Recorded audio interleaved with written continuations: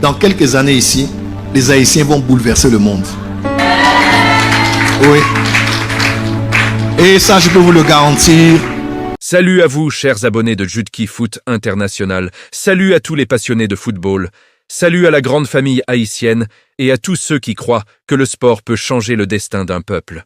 J'espère que vous allez bien, où que vous soyez dans le monde. Si vous êtes nouveau sur la chaîne, bienvenue chez vous. Ici, on parle football avec passion, vérité, analyse et vision. Depuis toujours, le football dépasse le simple cadre du sport. Il est identité, émotion, foi collective et parfois même prophétie. Dans plusieurs nations du monde, le football est perçu comme un langage universel, capable de porter des messages profonds, presque mystiques. Haïti, pays de résilience, de lutte et de spiritualité intense, n'échappe pas à cette dimension. Ces dernières années, une déclaration attribuée au prophète Joël Francis Tatu a suscité de nombreux débats, interrogations et espoirs. Haïti pourrait un jour devenir champion du monde. Pour certains, il s'agit d'une prophétie divine. Pour d'autres, d'un message symbolique appelant à la transformation, à la discipline et à la foi collective. Mais que signifie réellement cette prophétie? Est-elle à prendre au sens littéral ou spirituel? Le football haïtien peut-il, un jour, atteindre les sommets du monde? Et surtout, quel message profond cette vision porte-t-elle pour le peuple haïtien? Ce texte propose une analyse approfondie, à la fois sportive, spirituelle, historique et sociologique, afin de comprendre si et comment Haïti peut rêver d'un sacre mondial. 1. Haïti. Une nation née dans la foi, la lutte et la victoire impossible. Haïti est un pays unique dans l'histoire du monde. Première république noire indépendante, née d'une révolte d'esclaves contre les plus grandes puissances coloniales de l'époque. Déjà là, l'impossible est devenu possible. Quand on observe cette histoire, une question surgit naturellement. Si Haïti a pu vaincre l'impensable en 1804, pourquoi ne pourrait-elle pas surprendre le monde dans le football? Le peuple haïtien a toujours vécu dans un rapport très fort à la spiritualité. Christianisme, protestantisme, catholicisme, vaudou. La foi fait partie du quotidien. Dans ce contexte, les paroles d'un prophète ne sont jamais prises à la légère. Elles deviennent des semences d'espérance. 2. Qui est Joël Francis Tatu et pourquoi ces paroles résonnent? Joël Francis Tatu est connu dans les milieux religieux francophones et africains comme un prophète qui lit souvent destin des nations, spiritualité et symboles collectifs. Lorsqu'il parle, il ne s'adresse pas seulement aux individus, mais au peuple. Dans plusieurs de ses messages, il insiste sur un principe fondamental. Dieu élève parfois une nation par un symbole visible afin de réveiller sa dignité. Dans ce cadre, le football n'est pas un hasard. C'est le sport le plus populaire au monde, celui qui rassemble pauvres et riches, croyants et non-croyants. Une victoire mondiale n'est jamais seulement sportive, elle est psychologique, culturelle et politique. 3. La prophétie. Haïti champion du monde, mythe ou message? La déclaration selon laquelle Haïti deviendrait champion du monde doit être analysée avec discernement. 3.1. Sens littéral. Pris littéralement, cela signifie que la sélection haïtienne de football remporterait un jour la Coupe du Monde FIFA. Aujourd'hui, cela semble irréaliste pour beaucoup. Infrastructures limitées, championnat local fragile, manque de moyens. Mais l'histoire du football est remplie de surprises. Des nations autrefois invisibles ont émergé grâce à une génération exceptionnelle, une organisation rigoureuse, une vision à long terme. 3.2 Sens symbolique. Dans la tradition prophétique, le sport représente souvent la victoire d'une nation sur ses complexes. Être champion du monde peut aussi signifier retrouver sa fierté, imposer le respect sur la scène internationale, devenir un exemple de renaissance.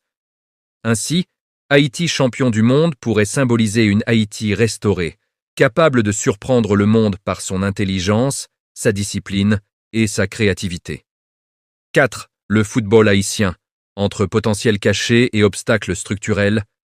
4.1. Le talent existe. La diaspora haïtienne est immense. En France, au Canada, aux États-Unis, en Belgique, en Espagne, des centaines de joueurs d'origine haïtienne évoluent dans des académies de haut niveau. Certains éléments clés vitesse naturelle, créativité, mental combatif, capacité d'adaptation. Ce sont des qualités précieuses dans le football moderne. 4.2. Le problème n'est pas le talent, mais la structure.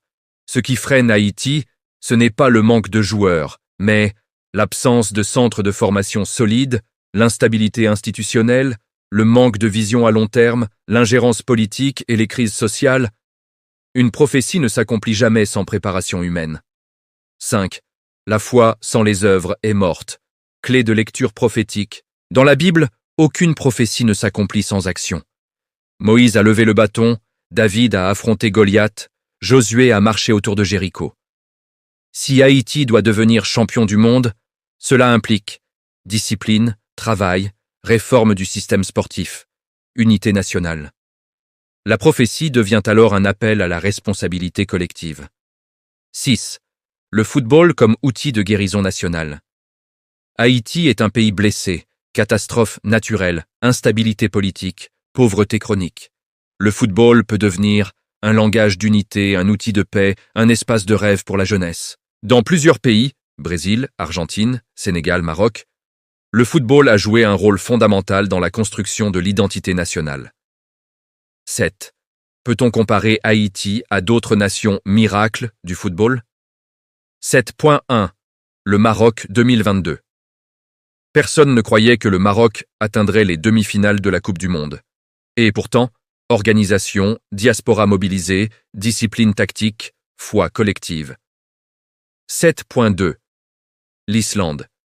Pays de 300 000 habitants, sans grande tradition footballistique, mais qualifié pour l'Euro et la Coupe du Monde.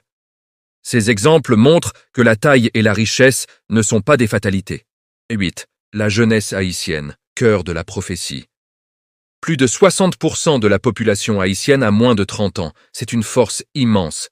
Mais une force non encadrée devient frustration. La prophétie peut être lue comme un message à cette jeunesse.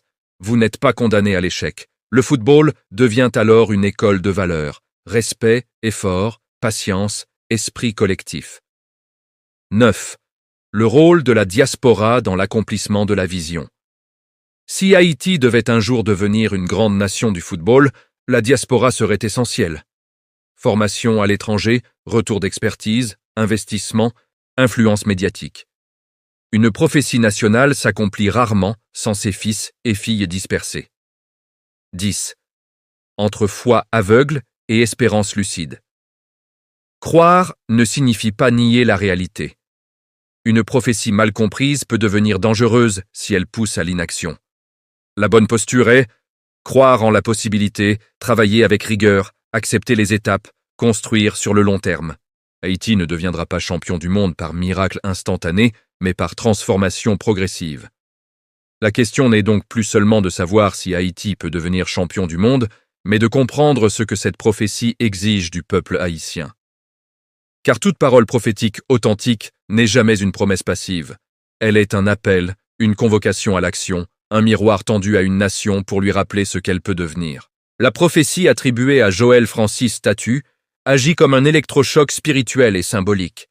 Elle brise une barrière mentale profondément ancrée, celle de l'impossibilité. Dans un pays trop souvent associé à l'échec, à la crise et à la dépendance, entendre que Haïti pourrait un jour toucher le sommet mondial, fût-ce à travers le football, est déjà une révolution intérieure. Et toute grande transformation commence d'abord dans l'esprit.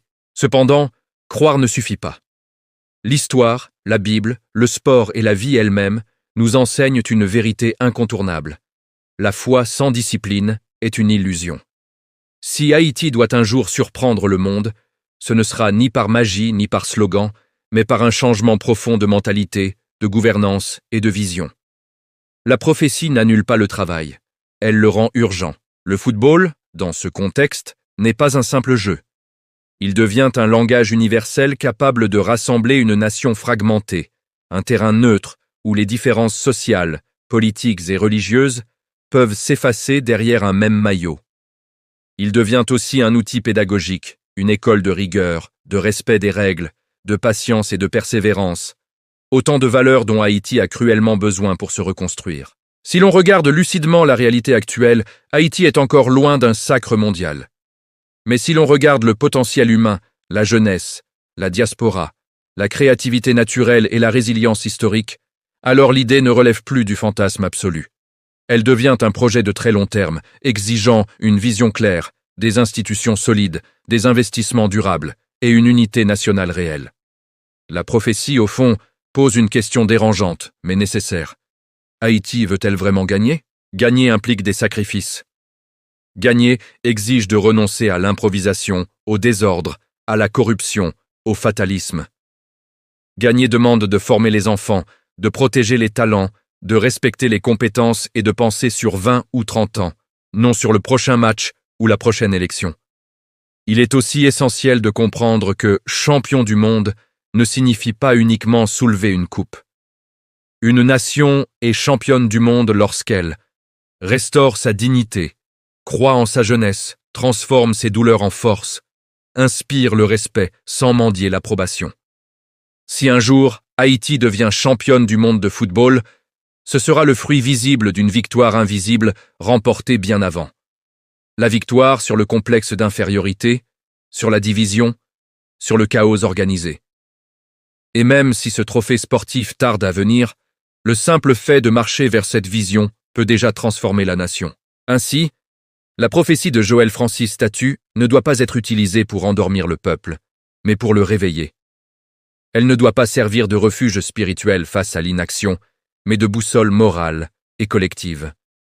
Elle nous rappelle que l'histoire d'Haïti a toujours été écrite contre les pronostics, et que ce peuple n'a jamais été destiné à la médiocrité. Haïti peut devenir championne du monde le jour où elle décidera de jouer ensemble, avec les mêmes règles, le même objectif et la même discipline. Ce jour-là, que le trophée soit sportif, économique, culturel ou humain, le monde sera obligé de reconnaître une vérité simple mais puissante.